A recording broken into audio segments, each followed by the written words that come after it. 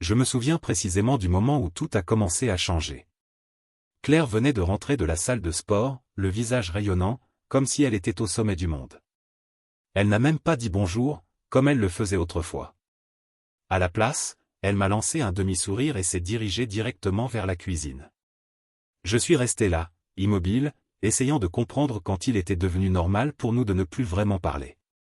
Ce n'était pas toujours comme ça. Au début, c'était différent, merveilleusement différent. Claire et moi avions vécu une de ces histoires d'amour fulgurantes.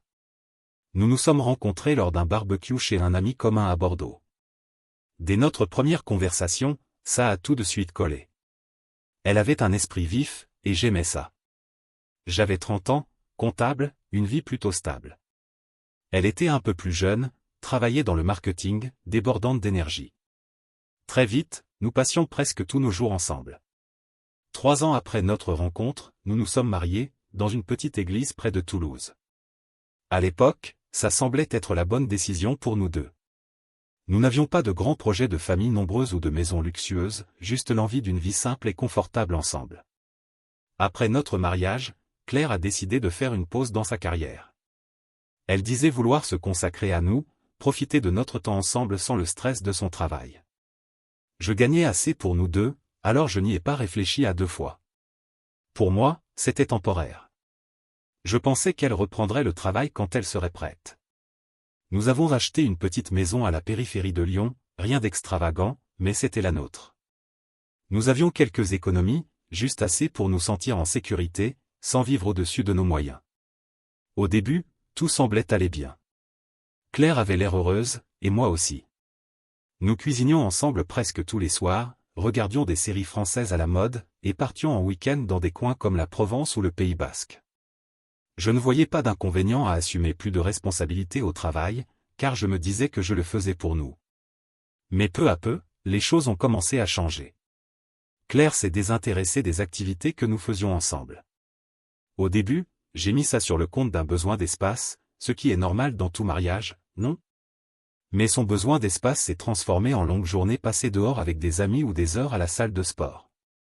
Quand elle rentrait, elle me lançait un rapide « salut » avant de disparaître dans son téléphone ou devant la télévision. J'ai essayé de lui demander ce qui n'allait pas, mais elle éludait, disant que tout allait bien, que je me faisais des idées. Je ne voyais pas les fissures se former à ce moment-là, peut-être parce que je ne voulais pas les voir. Je me répétais que tous les mariages traversent des périodes difficiles et que la nôtre passerait. Mais quelque chose clochait. Nous ne nous disputions pas, mais la connexion que nous avions au début s'était éteinte. Il y avait aussi la question de l'argent. Puisque Claire ne travaillait pas, nous dépendions entièrement de mon salaire. Je n'ai jamais râlé à ce sujet. J'aimais l'idée de prendre soin d'elle, de lui donner le temps de trouver ce qu'elle voulait faire ensuite. Mais elle ne semblait pas intéressée à reprendre le travail. Les mois sont devenus des années, et le sujet n'a plus jamais été abordé. Je ne l'ai pas poussé, mais je commençais à me demander si c'était notre nouvelle normalité. J'étais donc là, portant la majeure partie du poids financier et émotionnel, mais me sentant toujours comme si j'étais celui qui échouait. Claire était différente, distante, comme si elle vivait une vie complètement séparée de la mienne, même si nous dormions dans le même lit chaque nuit. Le pire, c'est que je ne savais pas comment réparer ça, ni même si elle en avait envie. C'est là que j'ai réalisé que je ne la perdais pas, je l'avais déjà perdue. Il est difficile de dire exactement quand les choses ont commencé à basculer, mais il y a eu un moment où je ne pouvais plus l'ignorer. Claire n'était plus la même. Ce n'était pas quelque chose de dramatique au début, juste des petites choses. Elle se levait plus tôt que d'habitude, passait plus de temps à se préparer, puis sortait sans dire grand-chose. Elle était absente pendant des heures, parfois toute la journée. Quand elle rentrait, elle n'était pas vraiment présente.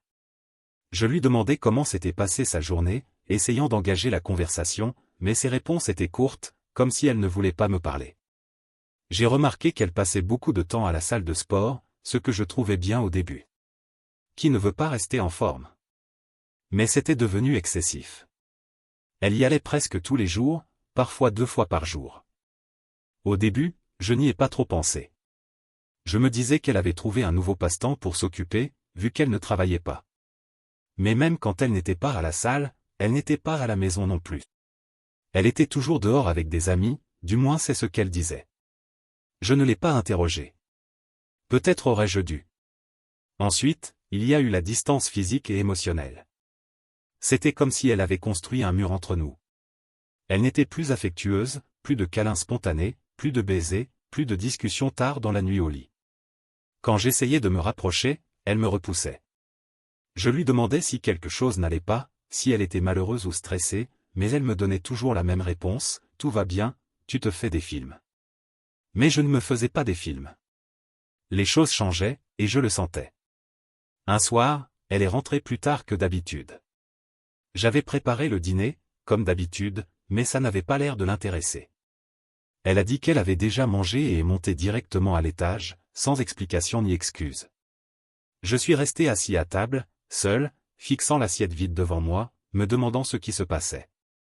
C'est à ce moment-là que j'ai réalisé que ce n'était plus juste une période difficile. Puis il y a eu les excuses. Elle annulait nos projets à la dernière minute, disant qu'elle était trop fatiguée ou qu'un imprévu était survenu avec ses amis. Quand nous passions du temps ensemble, c'était gênant, forcé. Nous restions en silence, chacun sur son téléphone, sans échanger un mot. C'était comme vivre avec une étrangère. Je savais qu'il fallait que je lui parle, alors un soir, je l'ai assise et lui ai demandé directement si quelque chose n'allait pas. Je m'attendais à ce qu'elle nie, qu'elle me dise encore que j'imaginais des choses. Mais au lieu de ça, elle s'est mise sur la défensive. Elle m'a accusé d'être paranoïaque, disant que j'agissais de manière insécure sans raison. Nous nous sommes disputés, ce qui était rare pour nous. Mais au lieu de nous rapprocher, comme cela peut arriver après une discussion franche, j'avais l'impression que nous étions encore plus loin l'un de l'autre. C'est là que j'ai commencé à ressentir ce nœud dans l'estomac. Quelque chose n'allait vraiment pas, mais je ne savais pas quoi. J'ai commencé à faire plus attention à elle, à remarquer la manière dont elle réagissait quand elle recevait un texto ou un appel. Elle tournait l'écran de son téléphone loin de moi ou quittait la pièce pour répondre. Quand je lui demandais qui c'était, elle disait juste que c'était une amie de la salle de sport. Mais ça ne collait pas. Je ne voulais pas être ce mec, celui qui fouille dans le téléphone de sa femme ou l'accuse sans preuve. Mais je ne pouvais pas me débarrasser de cette sensation qu'il me manquait quelque chose, qu'il se passait plus de choses qu'elle ne le disait. Chaque fois que son téléphone vibrait, je me crispais, attendant de voir si elle semblait nerveuse ou coupable. Et puis une nuit, c'est arrivé. J'étais sous la douche quand j'ai entendu son téléphone vibrer. Je ne sais pas ce qui m'a pris, mais j'ai jeté un œil à l'écran. Là, il y avait un message d'un certain Julien, « Hâte de te voir demain, ma chérie. » Quand j'ai vu ce message de Julien, le temps s'est arrêté. « Hâte de te voir demain, ma chérie. » Je l'ai lu 2, 3 fois, espérant avoir mal compris. Mais c'était là, sous mes yeux. Mon esprit s'emballait, et je ne savais pas quoi penser. Une partie de moi voulait croire que c'était un malentendu, une blague peut-être. Mais au fond, je savais. Je suis resté là quelques minutes, fixant l'écran, essayant de décider quoi faire. J'étais sous le choc, mais je savais que je ne pouvais pas faire comme si de rien n'était. J'ai attendu qu'elle sorte de la salle de bain. Quand elle est apparue, je n'ai rien dit. Je lui ai juste tendu le téléphone et lui ai demandé d'expliquer. Son visage a changé immédiatement. Au début, elle a essayé de minimiser, disant que ce n'était rien, juste une blague amicale entre elle et Julien, son coach de la salle de sport. Mais je n'y croyais pas, pas avec l'air qu'elle avait, si prise au dépourvu. Alors, j'ai lu certains messages à voix haute, leurs projets, les petits noms affectueux, l'avenir dont ils parlaient, un avenir qui ne m'incluait pas. Elle ne pouvait plus nier. C'est alors qu'elle m'a regardé, froide comme la pierre, et a dit, « Je veux divorcer. » Pas d'excuses, pas de culpabilité, pas de remords, juste ces mots, comme si c'était la chose la plus facile au monde pour elle à dire. J'étais sans voix, attendant qu'elle s'explique, mais elle ne l'a pas fait. Elle a admis qu'elle voyait Julien depuis des mois. Apparemment, ça avait commencé à la salle de sport, des conversations anodines qui s'étaient transformées en quelque chose de plus. Elle m'a dit qu'elle n'était plus heureuse dans notre mariage depuis un moment et que Julien lui redonnait vie. C'est là que ça m'a frappé. Elle ne me quittait pas juste pour un autre homme, elle avait déjà quitté notre mariage depuis longtemps. Ce n'était pas une décision soudaine pour elle. Elle y pensait depuis des mois, pendant que j'étais dans l'ignorance, croyant encore qu'on pouvait réparer les choses. Mais ce qui m'a vraiment choqué, c'est sa manière de gérer la situation. Elle n'a pas pleuré, elle n'a pas demandé pardon ni essayé de justifier ce qu'elle avait fait. Elle a tout exposé, froide et indifférente, comme si c'était une transaction commerciale. Puis, sans perdre une seconde, elle a commencé à parler de partager nos biens. Elle disait vouloir la moitié de tout, la maison, les économies, tout ce que nous avions construit ensemble. Elle a même eu l'audace de dire qu'elle le méritait, car elle avait sacrifié sa carrière pour soutenir la mienne. Je n'en croyais pas mes oreilles. Ce n'était pas juste qu'elle m'ait trompé, c'était le fait qu'elle n'avait aucun remords et qu'elle se concentrait déjà sur ce qu'elle pouvait me prendre. Je l'ai écoutée parler, comme si notre relation entière se réduisait à une négociation financière. C'était surréaliste. Je lui ai dit que si elle voulait divorcer, d'accord, je n'allais pas m'y opposer. Mais ce qu'elle ne savait pas, ce à quoi je n'avais même pas pensé jusqu'à ce moment, c'est que presque tout ce que nous possédions était au nom de mon père. Des années plus tôt, il m'avait suggéré de garder la plupart de mes biens à son nom, juste au cas où quelque chose tournerait mal. À l'époque, ça semblait inutile, mais j'avais suivi son conseil, pensant que c'était une précaution financière intelligente. Maintenant, c'était ma bouée de sauvetage. Sur le papier, je ne possédais pas grand-chose, juste un compte bancaire modeste, ma voiture et quelques petites choses. La maison? Techniquement à mon père. La majeure partie de nos économies? Également dans des comptes qu'il contrôlait. Je n'ai pas dit ça à Claire tout de suite. Je l'ai laissé exposer tout ce qu'elle s'attendait à obtenir du divorce, croyant fermement qu'elle avait droit à la moitié de tout. Elle avait même un sourire satisfait, comme si elle imaginait déjà sa nouvelle vie avec Julien, vivant de l'argent qu'elle pensait me prendre. Mais je n'allais pas la laisser gagner si facilement. Je suis resté calme, peut-être trop calme à son goût. Elle s'attendait probablement à ce que je panique ou que je m'effondre, mais je ne lui ai pas donné cette satisfaction. À la place, j'ai acquiescé. J'ai dit qu'on pouvait partager les choses, passer par une médiation, tout ce qu'elle voulait. Et honnêtement, l'expression sur son visage quand je n'ai pas résisté valait presque toute la douleur. Elle était confuse, peut-être même un peu méfiante, mais elle n'a pas insisté. Je savais que la vraie bataille ne faisait que commencer.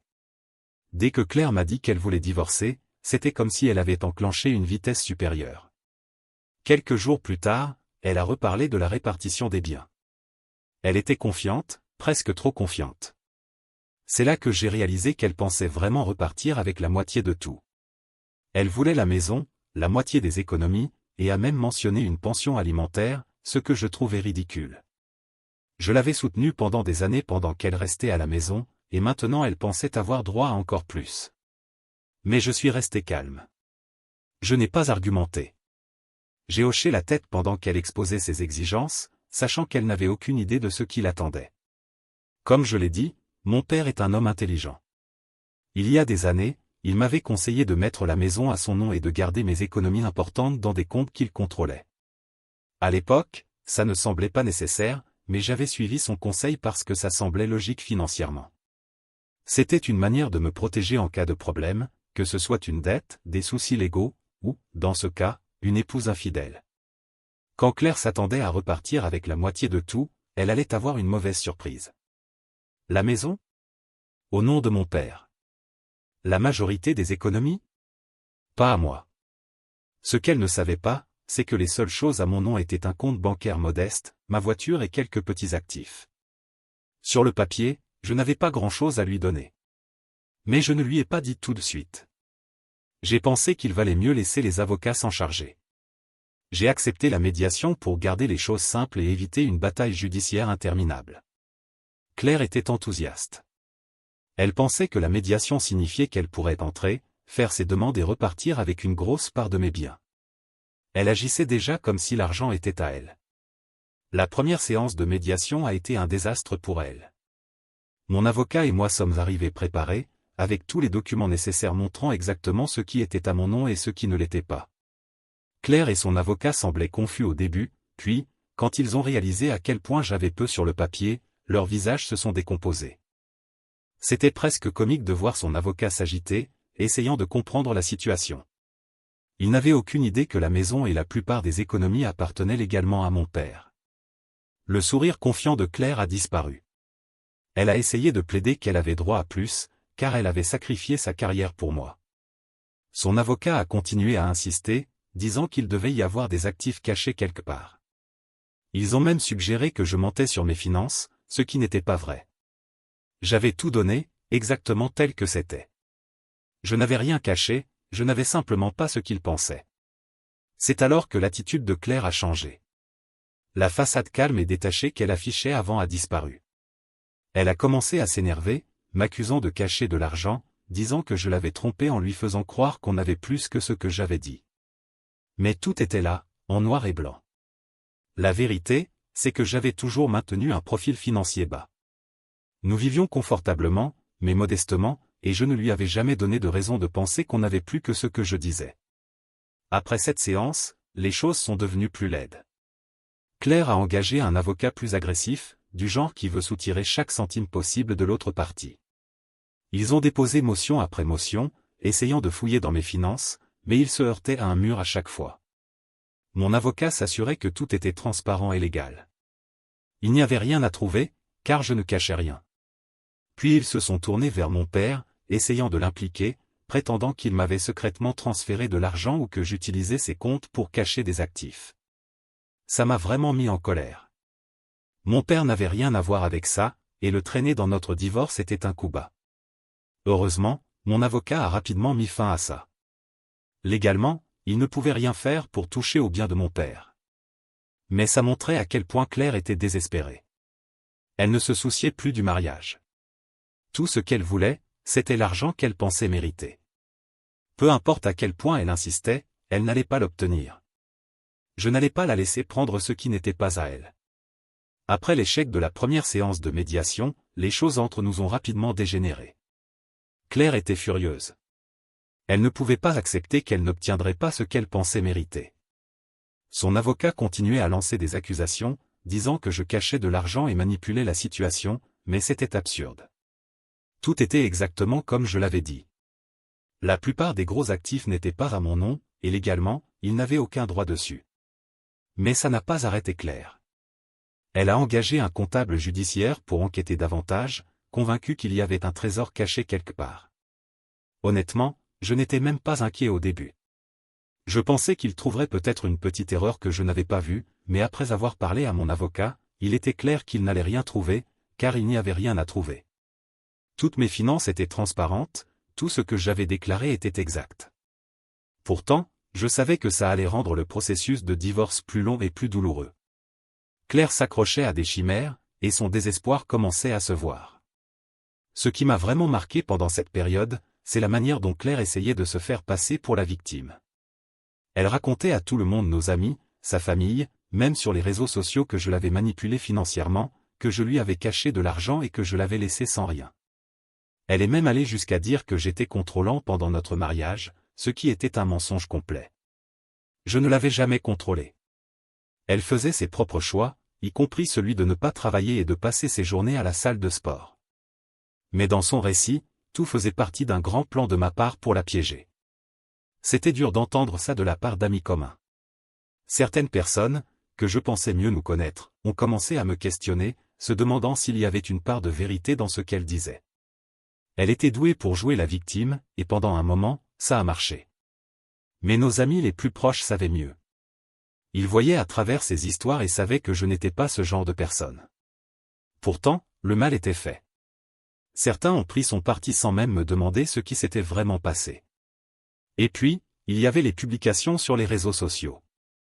Claire s'est mise à poster des messages vagues et passifs-agressifs sur les partenaires narcissiques et sur le fait d'avoir été menti pendant des années. Les gens y ont cru, commentant avec toute la sympathie du monde pendant qu'elle essayait de ruiner ma réputation. Je suis resté concentré sur l'aspect légal. Mon avocat et moi nous sommes assurés de tout documenter, chaque demande ridicule qu'elle faisait, chaque accusation qu'elle lançait en médiation, chaque message qu'elle envoyait pour manipuler la situation. J'ai même commencé à rassembler des preuves de son aventure avec Julien, des captures d'écran de leurs messages, des photos qu'ils avaient prises ensemble, même quelques déclarations d'amis d'elle qui étaient au courant de l'affaire mais étaient restés silencieux jusqu'à maintenant. Ce n'était pas pour l'humilier ou chercher à me venger. Je voulais juste que la vérité éclate, pure et simple. Si elle allait traîner mon nom dans la boue, j'allais m'assurer que l'histoire réelle soit connue. Pendant ce temps, les choses entre elle et Julien ne se passaient pas aussi bien qu'elle l'avait espéré. Quand elle lui a dit qu'elle me quittait pour lui, il était à fond. Ils avaient ce fantasme de s'enfuir ensemble et de commencer une nouvelle vie. Mais quand le processus de divorce a commencé à se compliquer, quand il est devenu clair qu'elle n'obtiendrait pas une grosse somme d'argent, Julien a commencé à reculer.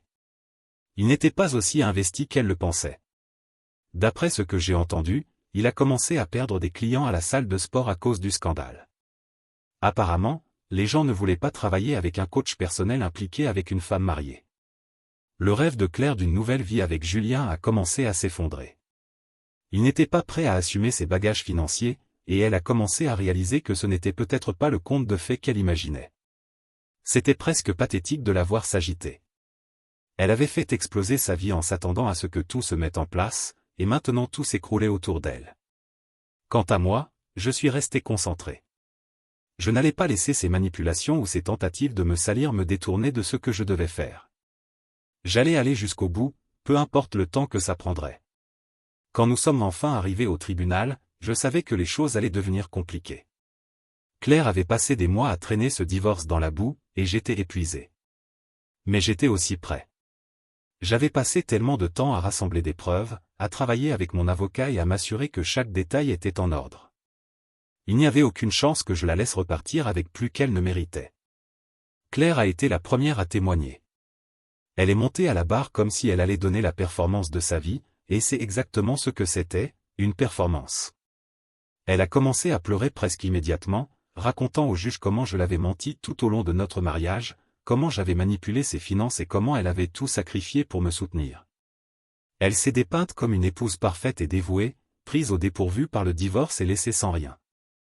C'était tout son jeu, jouer la victime, espérant que le juge aurait pitié d'elle. Mais ensuite, mon avocat a commencé à lui poser des questions. Il ne l'a pas laissé s'en tirer comme ça. Il a abordé l'affaire, montrant au juge les messages entre elle et Julien, et exposant la chronologie de quand l'infidélité avait commencé. Il a révélé qui elle était vraiment, quelqu'un qui s'était désengagé du mariage bien avant de me dire quoi que ce soit. Et il était clair qu'elle n'était pas préparée à ça. Son histoire a commencé à s'effondrer.